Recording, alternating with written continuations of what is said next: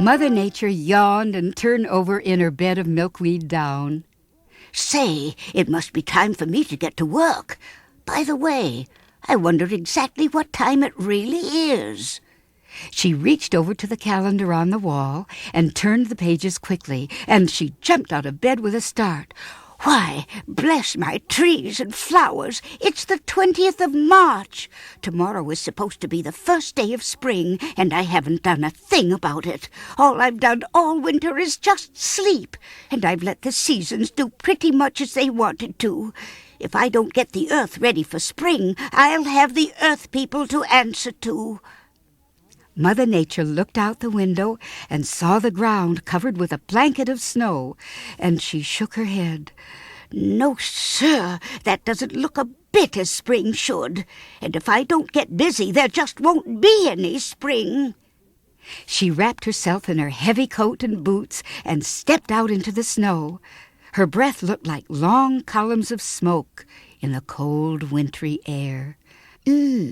Winter hasn't let up a bit.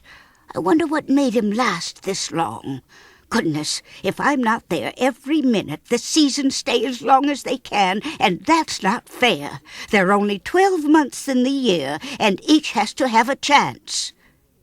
As she hurried down the icy path in the woods, she knocked on the trunk of a large maple tree that stood shivering in the cold.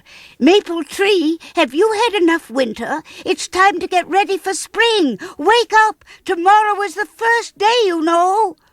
I know it is, Mother Nature, but since it's so cold, I'd rather sleep some more. The leaves would be cold if they had to grow in this kind of weather. Let me sleep, Mother Nature. No, you must start to grow leaves whether it's cold or not. We're going to have a warm spring, and we'll make the sun shine so warm today that winter will have to go, and the snow will have to melt. Now, get busy with your green buds. I promise you, the snow will be gone by tomorrow morning.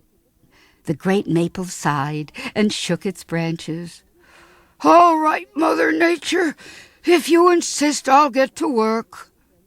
Mother Nature gave the trunk of the tree a friendly little pat. That's fine. I knew you would. I'll stop by and see you tomorrow. Goodbye. And Mother Nature hurried down the path. She knocked on the trunks of all the trees, crying for them to wake up, because the next day was the first day of spring.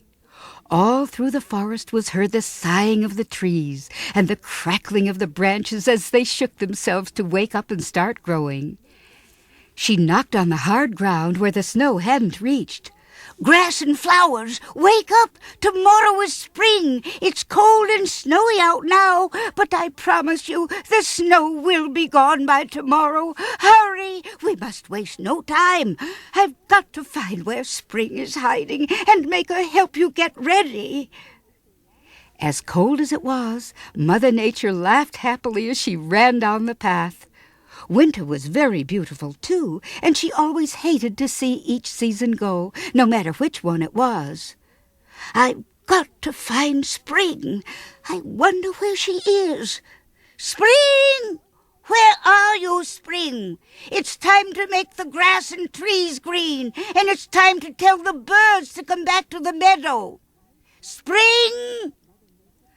But call as she might, Mother Nature could find no trace of her. As she plodded along in the snow, she saw a squirrel run quickly across the ground and up the trunk of an old oak tree. "Squirrel," she called, "have you seen Spring any place about?" "I know where she's hiding," squeaked the squirrel. "She's right in this trunk of the tree." "Well, I'm sorry it was such a long winter, dear squirrel, but it'll be gone by tomorrow, I promise you. I guess I slept a little too much. I wasn't on my job. I'll see that tomorrow is as warm a spring day as you want." "Well, how can tomorrow be spring? Look!" The squirrel waved his front foot in the air. Sure enough, snowflakes were starting to fall, and the air became even snappier. "Well, what do you know about that? Oh, we've got to put a stop to this right now. Spring!" Mother Nature banged on the trunk of the tree. The door opened about an inch, and Spring's face showed through the crack. As soon as Spring saw it was Mother Nature, the door opened wide, and a hand reached out, pulling Mother Nature in quickly, and the door slammed shut. Then Spring sat in the corner of the inside of the tree and shivered, and Mother Nature stood looking at her, clicking her tongue. Spring, I'm ashamed of you. Don't you know on the 21st of March, spring's supposed to cover the earth? And here you are, shivering in the trunk of an old tree the day before. Now come on, we're going outside. Mother Nature took Spring by the hand and almost dragged her out of the trunk of the tree. The snow was falling thick now, and the trees had gone to sleep again. Mother Nature sighed. Oh, I'll have to wake them up again. They think it's going to be winter for many more months. Spring, you wake up yourself. Mother Nature shook Spring, who finally stopped shivering as soon as she realized that she only had one day to work.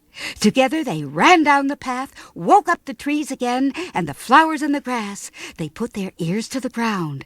Yes, they could hear the rustle of the seeds growing, but the ground was hard from the cold. We've got to talk to Winter and make him go, that's all. Mother Nature and Spring ran over the snow to King Winter's palace. Winter, you've stayed too long. You must go immediately, said Mother Nature, coming right to the point.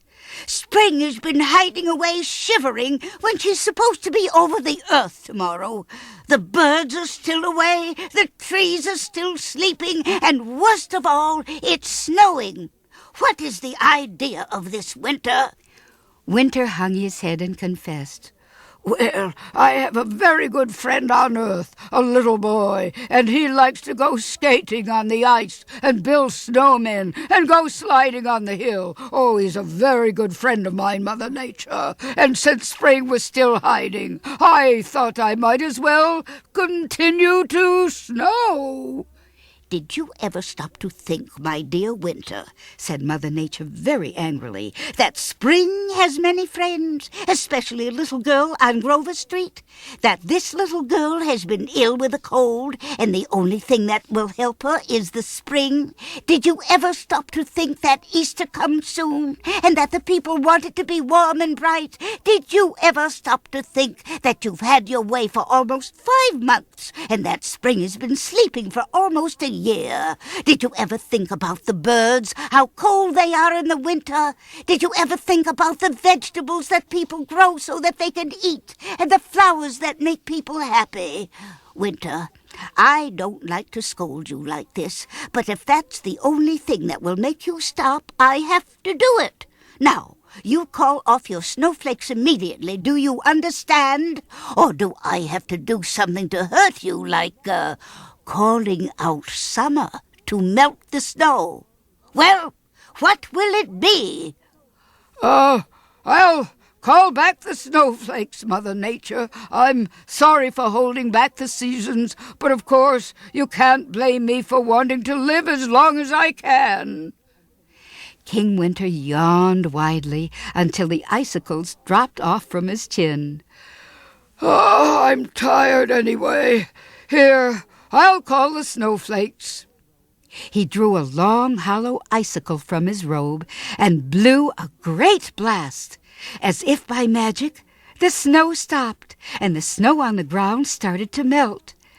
"Oh, that's wonderful!" cried Spring, clapping her hands joyously. "Now I feel like working. Oh, thank you, King Winter. Thank you, Mother Nature. I'm off with my paint to make the grass and the trees green." And Spring skipped down the path, which was now all cleared of the snow, and the ground was even getting soft. She waved her green brush over the ground and about the trees. Mother Nature looked at King Winter and saw him melt until all there was a pool of water at her feet. The air became warm, and she could hear the music of the flowers growing as she put her ear to the ground. She heard Spring's light footsteps running merrily over the earth. The air smelled clean and fresh as newly turned earth. Then the sound of sweet notes reached her ears. It's the first robin of spring. The next day, the 21st of March, the first day of spring, was bright and warm. Trees were budding, grass and flowers growing, birds singing, people singing, and children laughing.